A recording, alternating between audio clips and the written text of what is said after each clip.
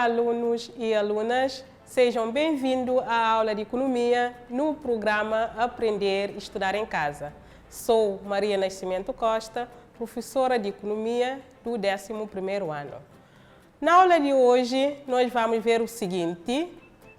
Temos ali o sumário, que é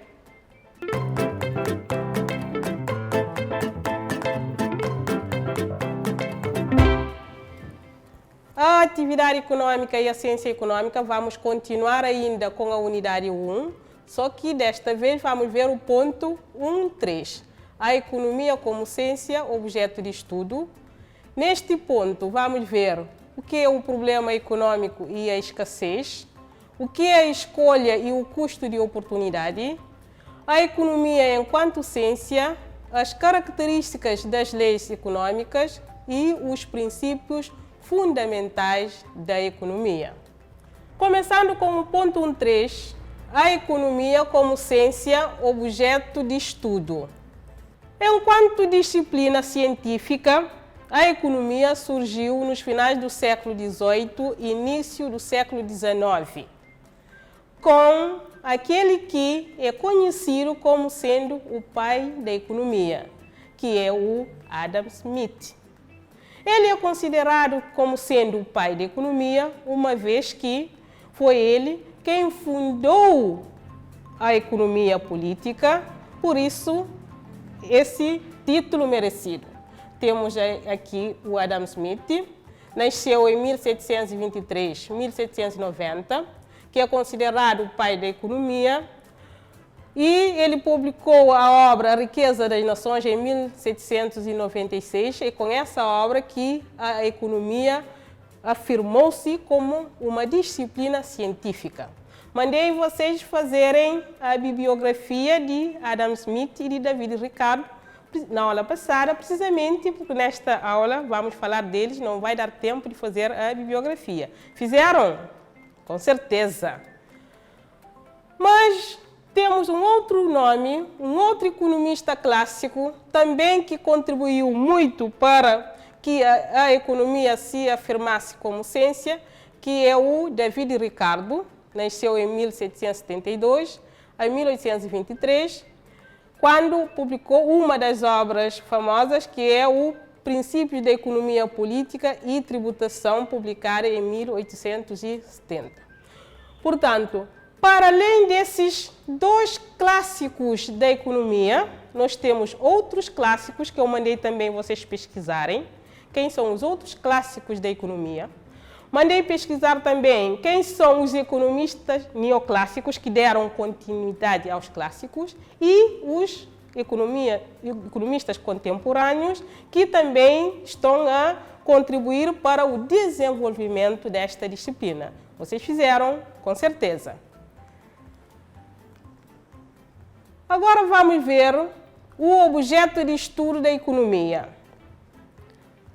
O objeto de estudo da economia, o que a economia estuda?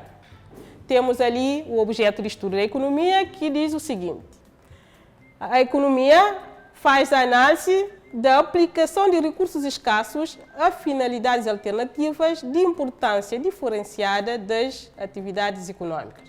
Ou seja, como os recursos são escassos, o objetivo de economia é ver como é que nós utilizamos esses recursos escassos da melhor forma possível, para tirar o máximo de benefício com o menos custo possível. O objeto de economia. De seguida, vamos ver o problema econômico. Isso é muito importante, esta parte. O que é o problema econômico? Uma vez que o problema econômico é a essência da economia, é a razão de ser da economia. O que é o problema econômico? O problema econômico diz o seguinte, que nós não temos recursos suficientes para satisfazer todas as nossas necessidades, que são múltiplas e ilimitadas. Daí nós temos o problema econômico traduz-se em escassez de meios para satisfazer todas as necessidades. Daí nós temos a lei da escassez, que diz que ninguém tem recursos suficientes para satisfazer tudo aquilo que precisa. Prestar atenção, o problema econômico diz que ninguém tem recursos suficientes para satisfazer todas as necessidades, uma vez que as necessidades são múltiplas e ilimitadas. Sendo assim, quando nós não temos recursos suficientes, nós temos que fazer uma escolha. Escolher como é que eu vou aplicar o recurso, que recurso eu vou utilizar para adquirir um determinado bem. Vou comprar A ou vou comprar B? Temos que fazer a escolha. E com a escolha surge aquilo que nós chamamos de custo de oportunidade. Ou seja, eu não tenho recursos, eu tenho duas alternativas para escolher. Uma vez que não tenho recursos para satisfazer as duas necessidades. Ao escolher a opção A, deixo de beneficiar da opção B. E esse não beneficiar da opção B, que é o custo de oportunidade. Aquilo que nós perdemos, aquilo que nós temos que prescindir, aquilo que nós temos que abdicar. Vamos ver um exemplo para perceber melhor. Vamos supor que a Joana tem 200 escudos. Com esse dinheiro, precisa comprar a ficha de economia e precisa lanchar, mas o dinheiro não chega para satisfazer as duas necessidades. Então, onde está o problema econômico aqui? Escassez de recursos para satisfazer todas as necessidades. Nesse caso, são duas necessidades e a Joana não tem recursos suficientes para satisfazê-los. O que ela vai fazer? Está ali, ela vai fazer a escolha, vai escolher. Ou vai comprar a ficha de economia ou vai lanchar na escola. Se a Joana optar por comprar a ficha de economia, ela vai ficar sem o lanche. E esse não beneficiar do lanche, que é o custo de oportunidade. O custo de oportunidade é aquilo que nós abdicamos, é aquilo que nós deixamos de satisfazer. É um conceito muito importante em economia, custo de oportunidade, ou o custo econômico. É aquilo que nós perdemos. Por isso, meus caros alunos, quando vocês estão a fazer uma escolha, devem fazer uma boa escolha, porque ao escolher uma coisa, nós estamos a perder algo. E temos que ver aquilo que dá mais utilidade, aquilo que nós precisamos realmente. Posto isto, vamos continuar. E aqui nós temos, já defini os conceitos, mas temos aqui esses conceitos definidos que podemos ler. Vamos lá. O problema econômico, o que é? Consiste na escassez de recursos com usos alternativos capazes de satisfazer as necessidades humanas, que são múltiplas e ilimitadas. Já tinha dito que a lei de escassez diz que ninguém dispõe de recursos suficientes para satisfazer completamente e de modo permanente todas as necessidades. O que é escolher? É fazer opções de como utilizar os recursos escassos para satisfazer as necessidades humanas, que são múltiplas e ilimitadas. O que é o custo de oportunidade? É o valor da oportunidade sacrificada para satisfazer uma necessidade.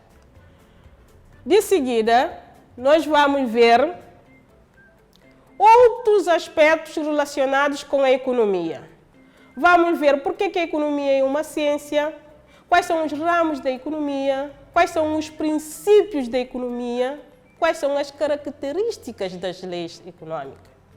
Então, temos aqui a economia é uma ciência, vamos justificar por que a economia é uma ciência, depois vamos ver as características das leis econômicas, ramos da economia e os princípios fundamentais da economia.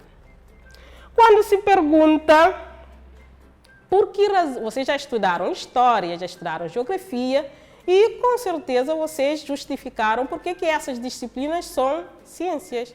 E é a mesma justificação. Por que a geografia é uma ciência? Por que a história é uma ciência? Por que a economia é uma ciência? É uma ciência porque nós temos ali a economia, a semelhança das outras disciplinas, é uma ciência porque tem um objeto de estudo, ou seja, tem um campo específico de estudo.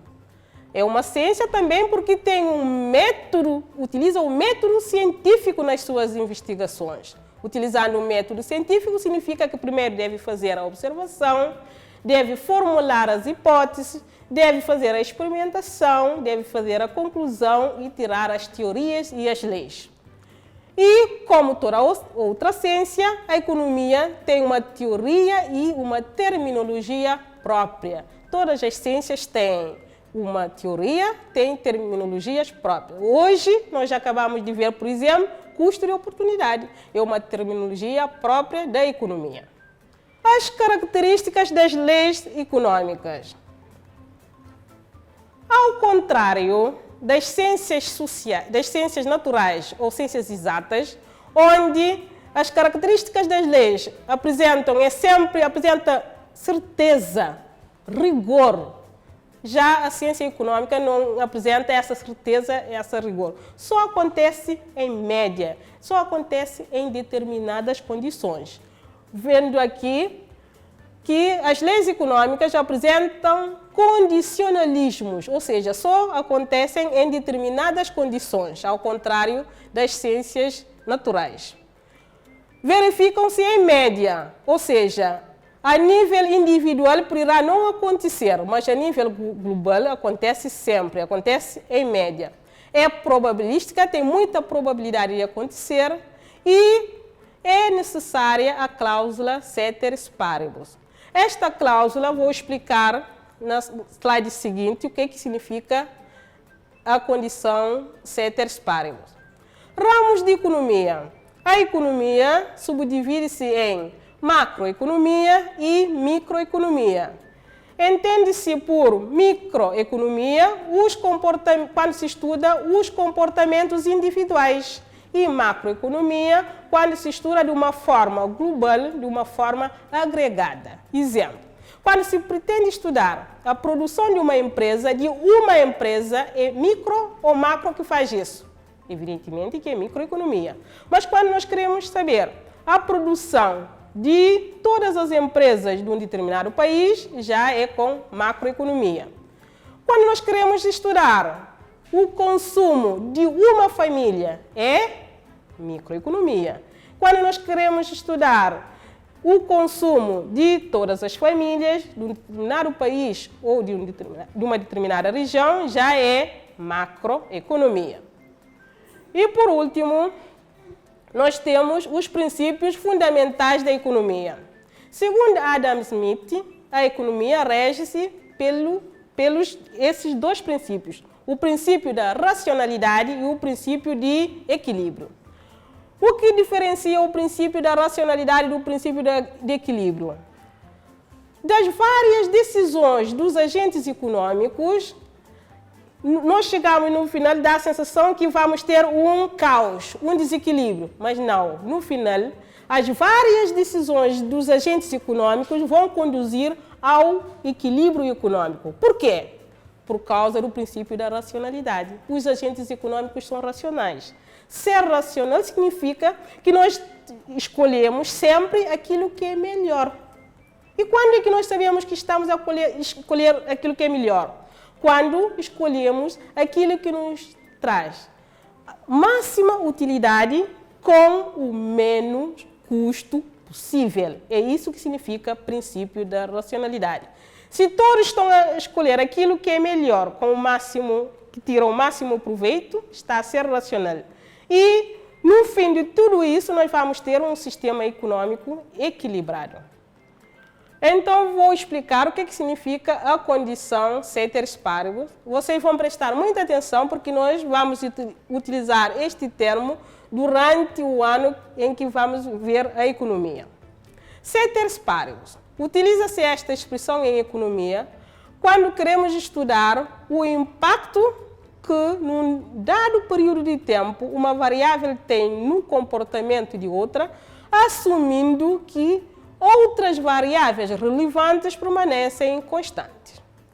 A definição está ali, vamos ver um exemplo, vocês vão perceber melhor. Nós temos, por exemplo, a procura de um bem. É uma variável. Essa variável depende, se queremos saber o que acontece com a procura de um bem, vamos supor arroz. O que acontece com a procura de arroz? A procura de arroz depende de vários fatores. Por exemplo, depende do preço do próprio arroz, do próprio bem, depende do rendimento dos consumidores, do preço e da disponibilidade de outros bens, de gosto e preferência dos consumidores, etc. Então, eu quero saber agora, como é que só o preço do próprio bem influencia a procura? Para saber isso, eu tenho que permanecer todas as outras variáveis relevantes, vocês estão a ver a definição, eu tenho que permanecer todas as outras variáveis relevantes constantes, ou seja, o que acontece à procura de arroz se o seu preço aumentar? Ceteris paribus, ou seja, todos os outros fatores mantêm-se constantes. A procura vai aumentar ou vai diminuir. Ao impor esta condição é que nós chamamos ceteris paribus, porque nós não conseguimos saber o que acontece à procura de arroz quando o preço aumenta, se o rendimento aumenta. Se o rendimento aumenta, a procura do arroz poderá manter-se. Se o preço e a disponibilidade de outros bens e também mantiver constante, a procura de arroz pode manter constante. Daí, para saber o que acontece à procura de um bem, nesse caso o arroz, eu tenho o preço do próprio bem a condicionar. Eu quero saber como é que o preço do bem influencia a procura de arroz, tenho que manter todos os outros fatores constantes para poder saber. Acho que vocês perceberam o que significa ceteris paribus. Por último, nós temos ali a definição do princípio da racionalidade e do princípio de equilíbrio, que já tinha explicado, mas convém ver a definição. Princípio da racionalidade diz o seguinte: significa que cada pessoa, nas suas decisões, procura escolher o que lhe parece melhor. Já tinha dito, ser melhor é escolher aquilo que traz mais utilidade com menos custo possível. E o que diz o princípio de equilíbrio?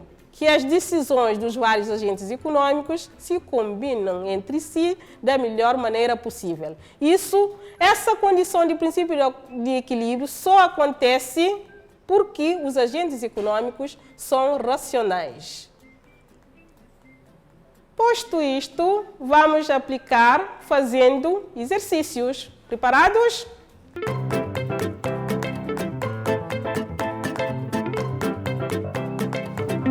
Vamos ao primeiro exercício. Para cada um dos itens que se segue, escolha a única opção correta. A pergunta 1. Em economia, é necessário fazer escolhas por quê? A opção A. Se deve poupar. A opção B. Os recursos são escassos. A opção C. Nem todos os bens têm as mesmas características. A opção D. Os recursos são dispendiosos. Qual é a opção correta? Por que é preciso fazer escolha em economia? Vamos lá, um tempinho para responderem.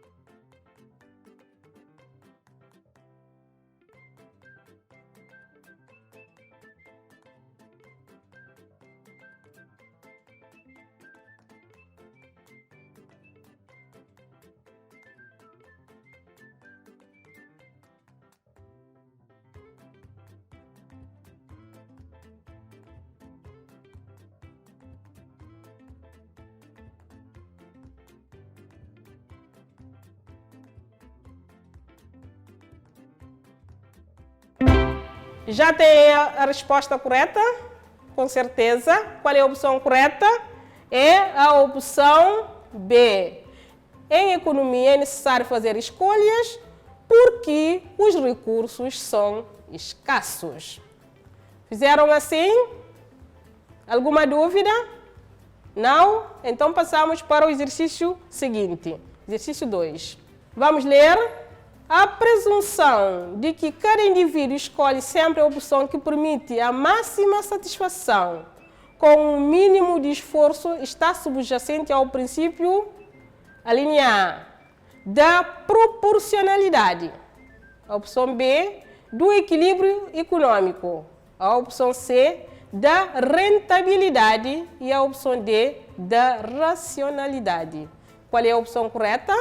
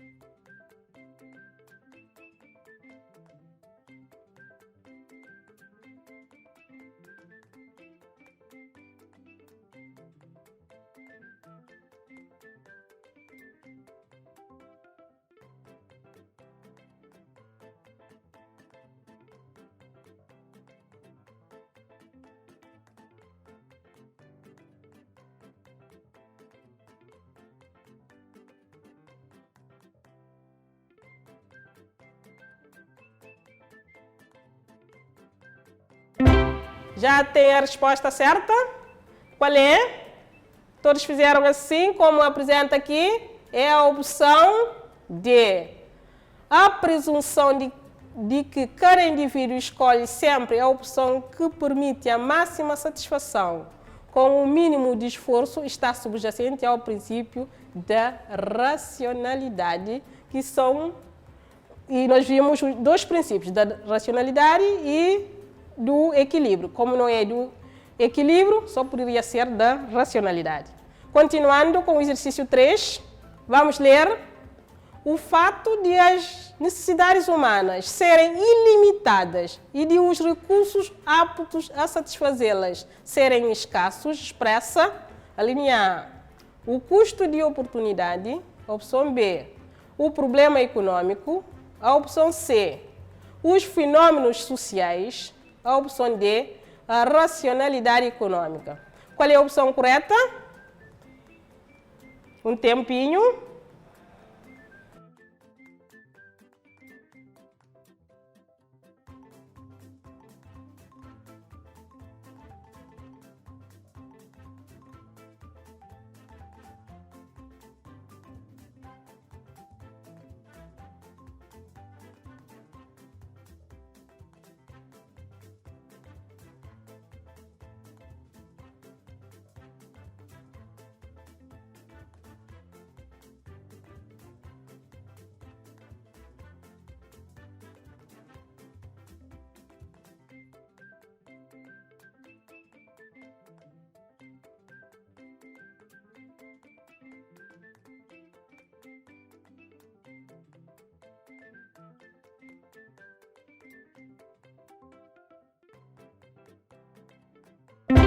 A opção correta vamos conferir, é a opção B. O fato de as necessidades humanas serem ilimitadas e de os recursos aptos a satisfazê-las serem escassos expressa o problema econômico. Continuando com o exercício 4. Quando a ciência econômica refere que um recurso é escasso, significa que esse recurso, opção A, existe em quantidade insuficiente para satisfazer as necessidades ilimitadas. A opção B, existe em quantidade insuficiente para satisfazer as necessidades supérfluas. A linha C, é muito caro, pois as quantidades procuradas são elevadas. A opção D, é muito caro, pois as quantidades oferecidas são reduzidas.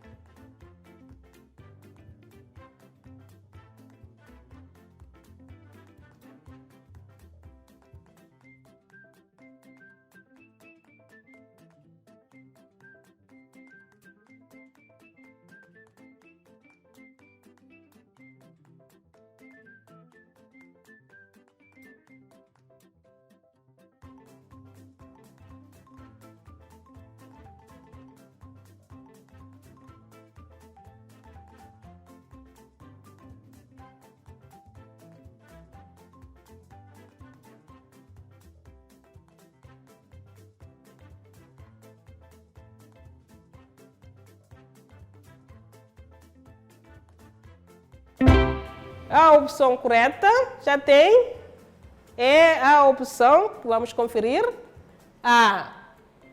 Quando a ciência econômica refere que um recurso é escasso, significa que esse recurso existe em quantidade insuficiente para satisfazer as necessidades ilimitadas. Alguma dúvida?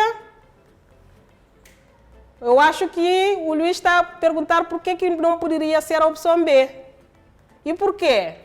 A opção B diz assim, existe em quantidade insuficiente para satisfazer as necessidades supérfluas.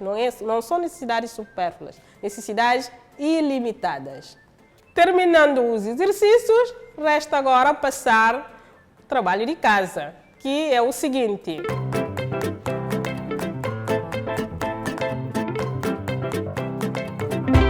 A pergunta 1. Comente a seguinte afirmação. É devido ao facto de os bens serem raros que a ciência econômica é necessária. Para comentar esta afirmação. E a pergunta 2. Dê uma noção de custo de oportunidade a partir de um exemplo. Ou seja, vocês vão arranjar um exemplo que mostra o custo de oportunidade e a partir deste exemplo vocês vão definir o custo de oportunidade. Posto isto, resta agora fazer a síntese da aula de hoje. Na aula de hoje nós vimos o seguinte, a economia como ciência, o objeto de estudo da economia, vimos o que é o problema econômico e que o problema econômico tem raiz na escassez. Como existe problema econômico, nós devemos fazer escolha e ao fazer a escolha surge o custo de oportunidade, que é aquilo que nós abdicamos. Vimos a economia enquanto ciência, ou seja, por que razão a economia é uma ciência. Vimos quais as características das leis econômicas, uma vez que são diferentes das leis das ciências naturais e exatas. E vimos os princípios fundamentais da economia.